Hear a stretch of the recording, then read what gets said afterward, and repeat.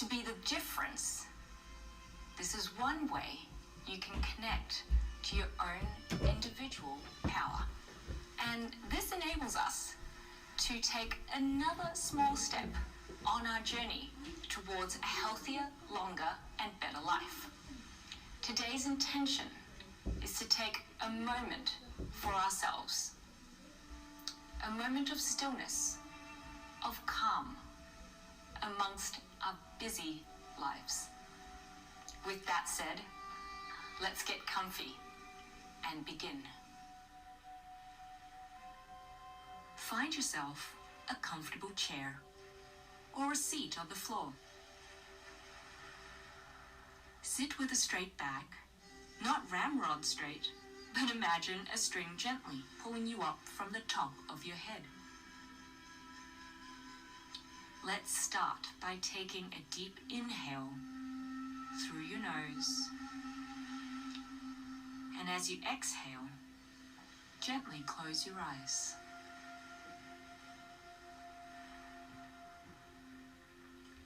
Feel your feet on the floor,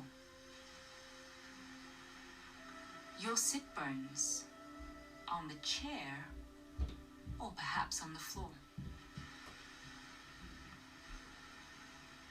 Rest your hands on your knees or in your lap, whatever way is comfortable for you.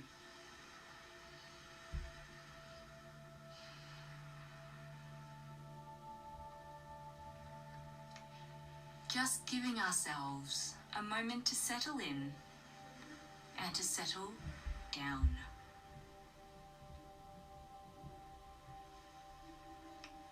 Notice any tension in your face, your jaw, your neck and shoulders, and slowly let it go.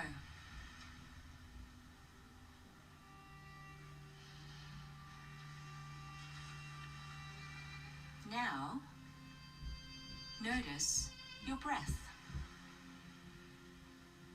Simply observe your breath neutrally. Don't try to control it or change it. It simply is.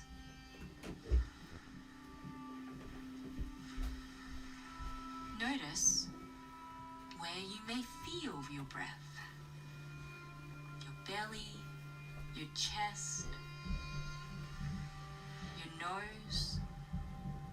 Is it even, jagged, smooth, choppy?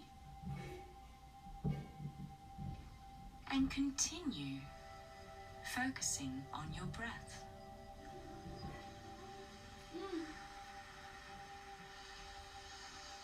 Inhale and exhale.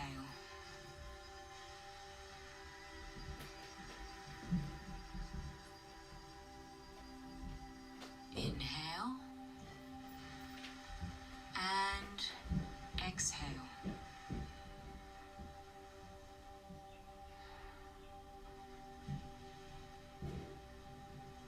Inhale and exhale. Feel your breath move in and out of your body. Inhale and exhale.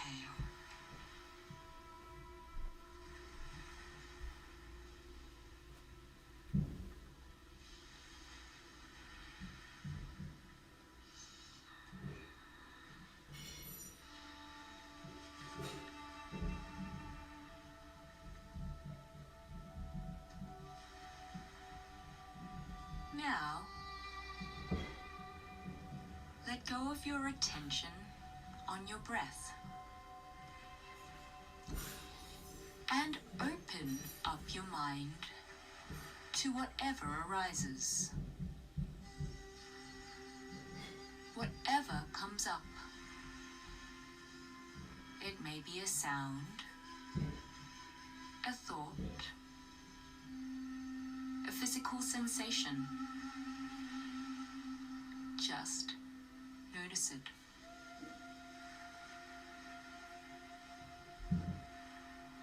Observe it neutrally, like a witness.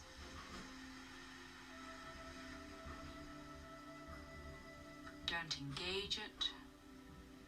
Don't try to make it go away. Just simply watch it.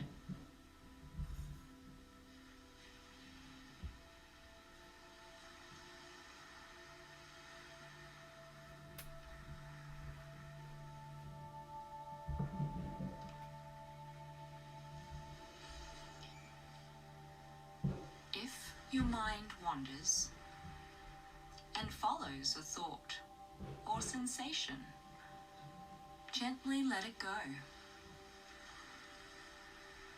and focus on your breath.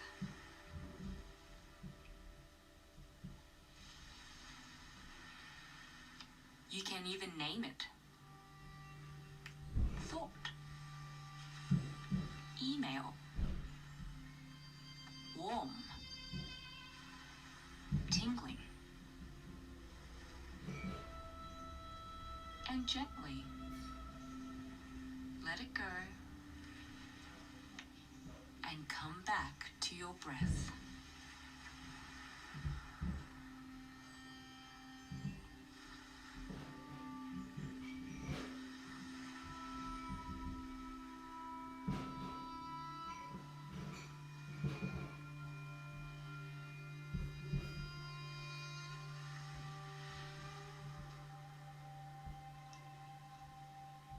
Gently let go of your attention on your breath and open up your mind again to whatever arises. Whatever comes up, just notice it.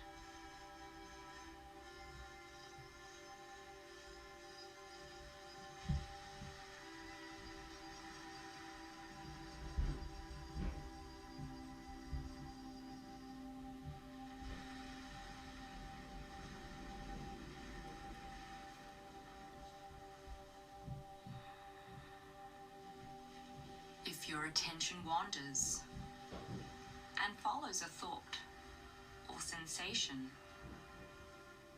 gently let it go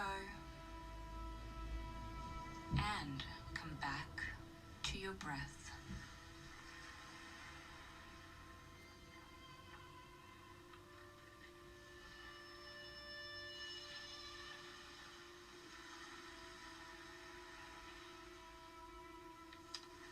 Take a moment to thank yourself for making room in your day to dedicate it to you, your health, and your well-being.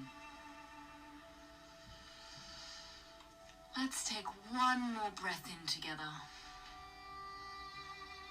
and gently sigh it out.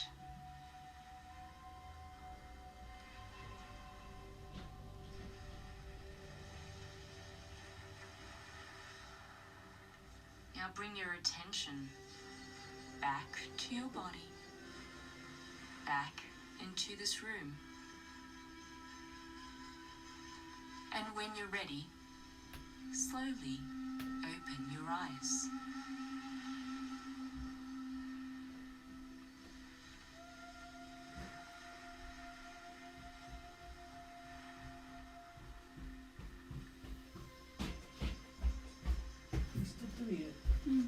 As you sit, notice how you feel. As you go on with your day to day, always remember, no matter how big or small, you have the power within you to make a difference, to be the difference. Have a beautiful day.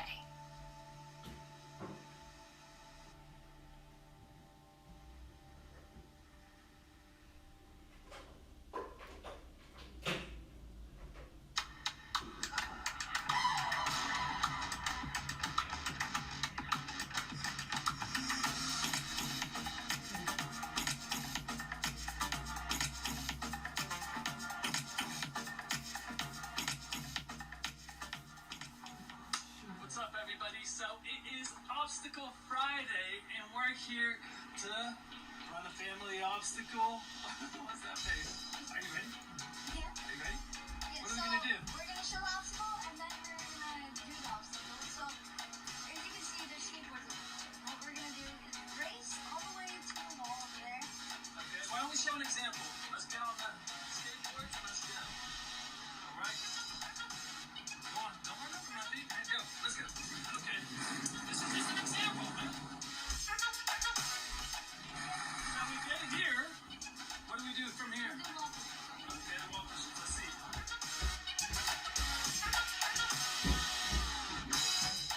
See, from this point, I think we gotta warm up our legs a little bit. So we start doing. How many squats we doing? So we do 10. Rush him up. 1, 2, 3. I win. Hey!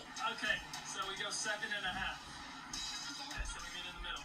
Okay, ready? Let's do it. 1. And then what do we do? And we race down. Up again? All right, I'm coming. Wait, you gotta go up. Up and round. Up and round, right? We gotta jump over the wall. Okay, so here, parkour. Over the wall.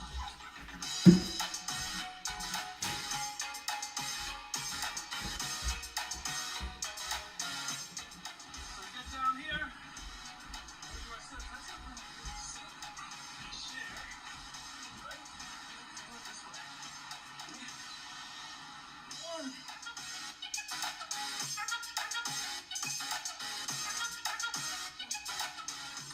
Oh, and it's a swing and a miss. How many strikes you get? 3. That's my turn. 1 strike. Oh, take off. My turn, go. So, we're coming over here because we want to work on some hand-eye coordination. So we got our bat and our ball, and we want to make sure that we strike it at least once out of 3 times. Never often. It's a little parkour session.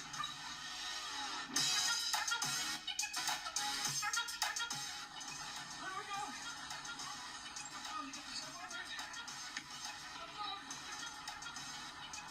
All right.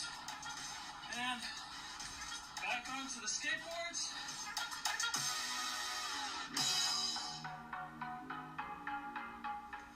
Okay.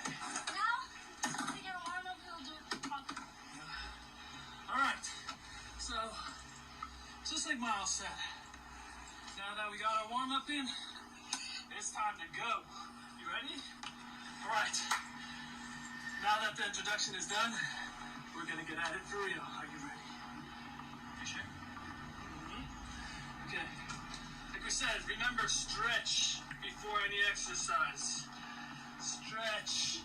Oh, yeah. Oh, yeah. Okay. What else you gotta stretch before this exercise? Are you ready? Sure. Let's go. Come on.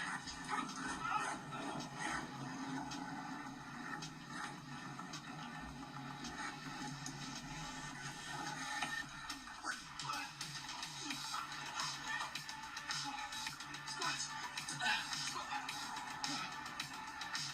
1, 2, 3, 4, 5, 6, 7. Go. Go.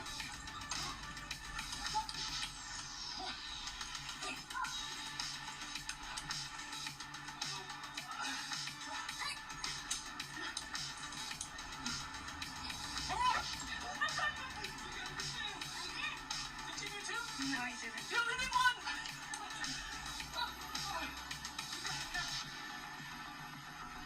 He'll make up for it at the end. He'll make up for it at the end. Let's go. How many steps? 10 steps. Let's go. 1, 2, 3, 4, 5, 6, 7, 8, 9, 10. Swing on this. Strike 1. Strike 2. See? Strike 3 is my turn. Yes. Nope. You gotta wait now. Oh, strike 1.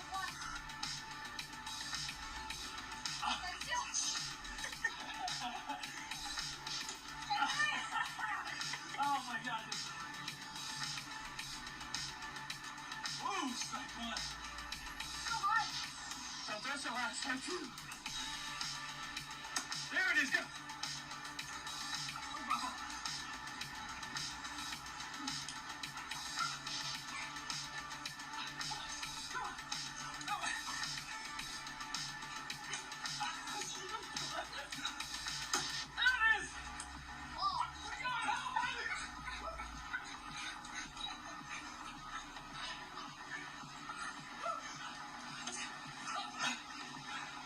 Where is he? He's down. He's done. You're good. Okay.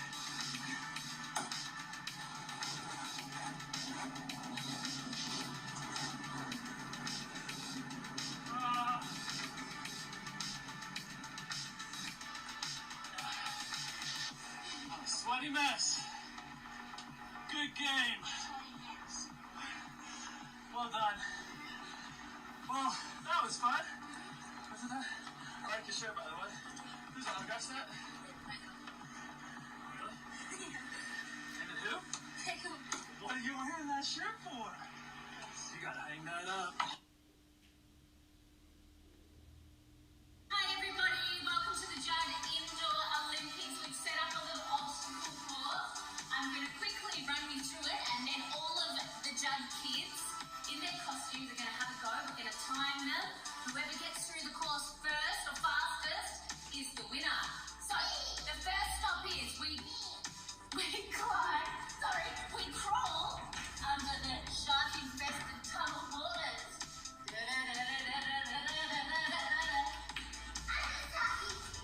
Then we climb over our obstacle course.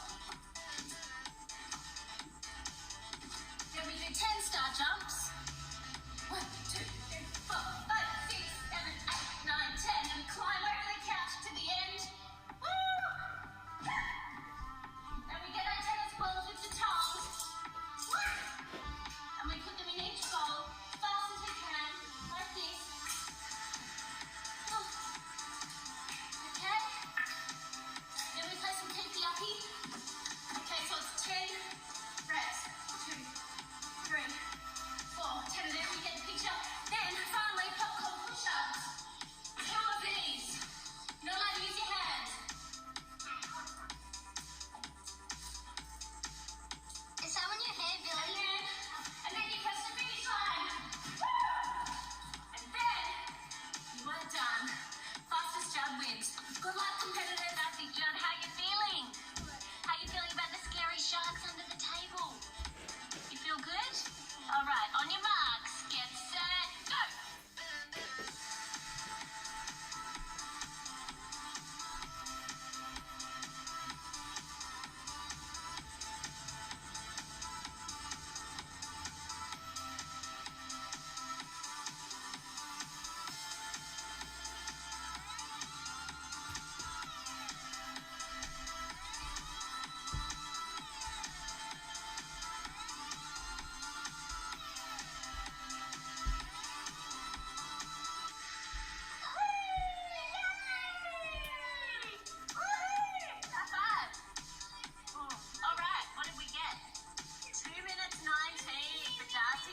Judd, are you ready? Yeah. What about Bun? Is he coming? Yeah. Or I don't think you can climb and do keepy uppy with Bun. I don't think that one's going to do With the sharks. Maybe leave Bun behind. All right, you're at the starting line? Yeah. All right, Billy, you ready on the timer? On your marks. Get set. Go.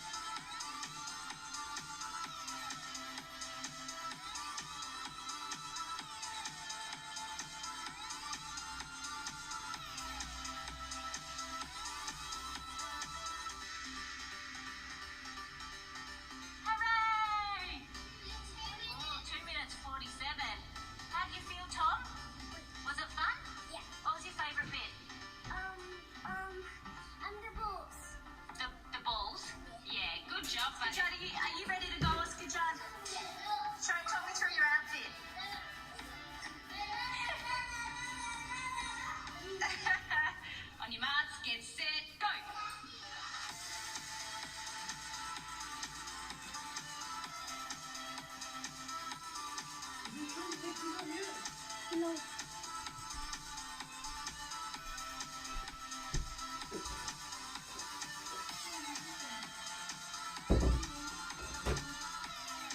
Hi guys! How was that? What was the time, Billy? 1:05. Your marks. Get set. Go!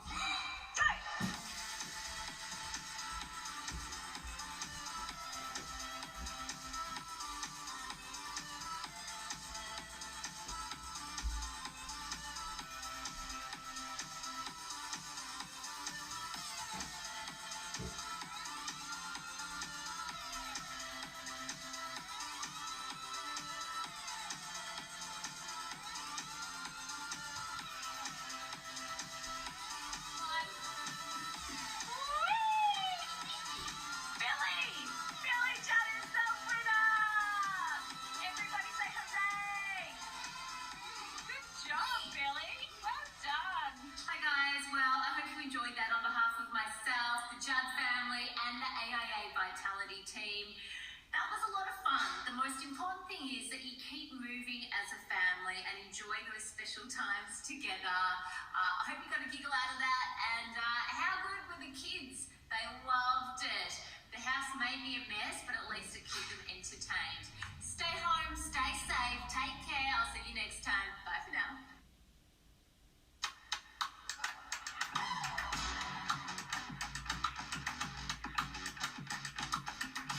Welcome back, and thank you for joining us for AIA Live.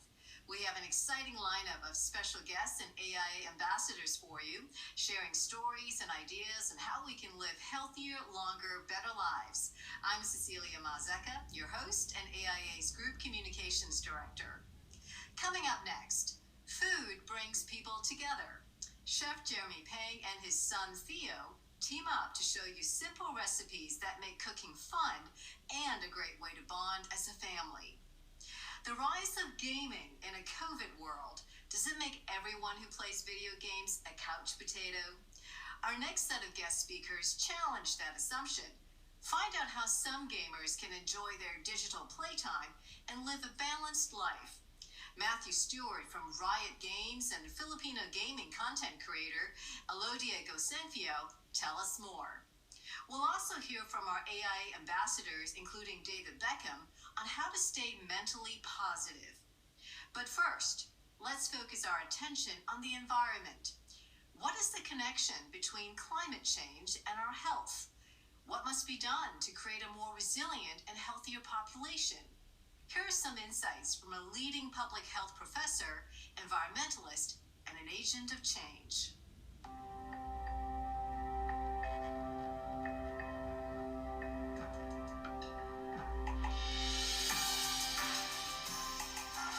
Welcome to all of you who have joined us today for the AIA Live 2021 Environmental Wellness Dialogue. My name is Jessica Chiang, founder and managing director of EcoBusiness, and I'm delighted to be your host and moderator today. Now, the topic for today is an exciting and timely one. I think we all acknowledge now that climate change poses various threats to the health and well-being of humanity. The increased impacts of extreme weather events, rising pollution, infectious diseases, and changes in food security affects both the physical and mental health of billions across Asia. As the issues around climate change gain wider attention, it is also starting to impact people's well-being. A growing stream of studies have looked into how people's emotions and life evaluations depend on environmental factors, including temperature, air pollution, infrastructure, and natural disasters. There is therefore an urgent need to inspire collective action, especially among the youth, who will be our leaders of tomorrow. We thank AIA for organizing this important discussion, and we have very distinguished speakers to share their perspectives with us today. And I'd like to introduce them now. They are Mr. Renzo Guinto, Associate Professor, Practice of Global Public Health, inaugural Director of the Planetary and Global Health Program at the St. Luke's Medical Center, College of Medicine. We have Mr. Tim Jarvis, an explorer and environmental scientist, founder of the Fort Tree Project and AIA Vitality Ambassador, Australia. We also have Ms. Zhang Tingjun, co-founder of the Chain Reaction Project. Thank you so much, speakers, for joining us today. We have a lot to cover today, so I'm going to dive right in.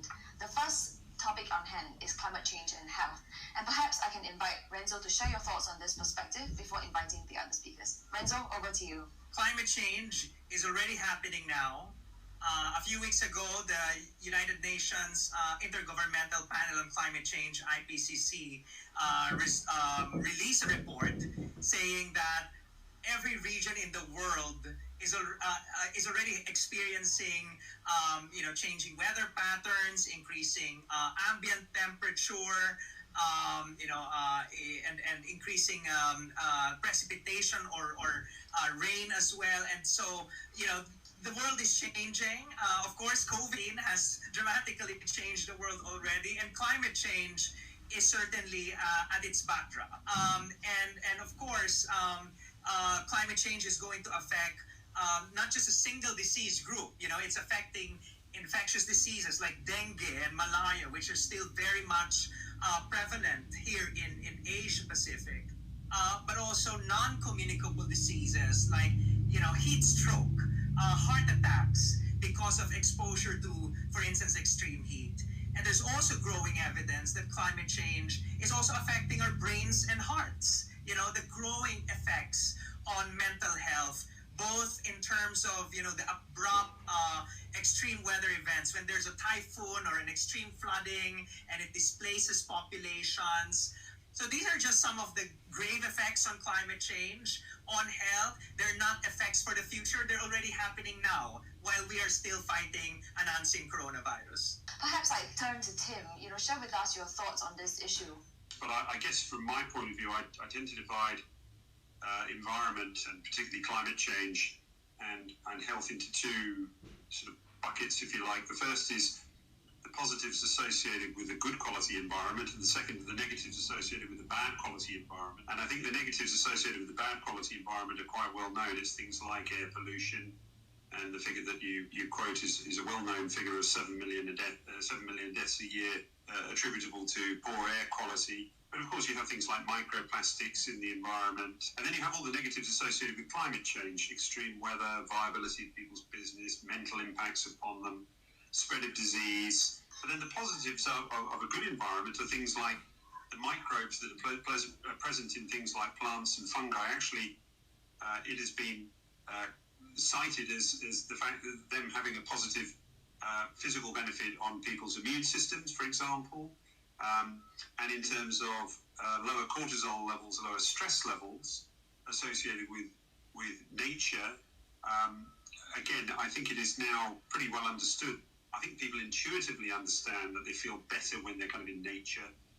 And I think the indirect attention, as psychologists like to call it, of spending time in nature has a very calming effect on us, both mentally and physically. So climate. So I think there's two things we can do. We can make ourselves individually more, and our businesses and our way of life more resilient, but we can also make sure we're not adding to the problem. Thank you so much, Tim. I think you make a very good point there about being responsible investors, or rather stewards of our finances as well as resources and the way that we live. Renzo, coming to you as a doctor, what must be done really to create a more resilient and healthier population in light of the climate crisis that we're seeing? Strengthening our systems, our health systems, to be able to, respond to the health consequences of climate change. COVID-19 is actually a dress rehearsal. We realize that our health systems are not ready for pandemics. All the more they're not ready for the long-term consequences of climate change. And so, as we proceed with the post-COVID recovery process, I hope that the future health systems will not just be resistant to future pandemics, they're also ready to address the myriad health effects of climate change that we just talked about a while ago. Over to Ting Jin. When it comes to climate change and health, how much do you think we as individuals can make a difference? I'm going to take it down to a very granular sort of individual, I am a person level, how it has affected me. And then I think in terms of what the individual perhaps can do. Don't worry, in a super nutshell. I think I have worked in the space of disaster relief for a number of years. And now I work in an ambulance as a medic. So I've seen the effects that climate change can have on countries, on communities, on individuals. And then now in the back of an ambulance, really on sort of a really face-to-face kind of level with the people that we have come through. But I think for me, living in Singapore, I've always seen these disasters as something that happens outside of Singapore. We don't have natural disasters here. Natural disasters, I think, is what is most closely associated with climate change, at least here in Singapore. Pollution, perhaps, when we look to other countries and we're like, oh, the air quality is bad, and we have that here too with haze, of course. But I think that what we are seeing in Singapore here, and that change in mindset that is coming down to the individual. But honestly, in the last couple of years, it has been raining incessantly. We have had these huge downpours, we've had flash floods, we've had weather that we haven't seen before, right? And Singapore as an island, with only 30% of our country, is less than 5 meters above sea level, right? If you talk about rising sea levels, it's having a direct impact on us now, and we're seeing that. I would like to thank all our speakers for such an insightful and exciting discussion. You've been listening to AIA 2021 Environmental Wellness Dialogue, and with me is Mr. Renzo Guinto, Mr. Tim Jarvis, and Ms. Jan Ting Jun.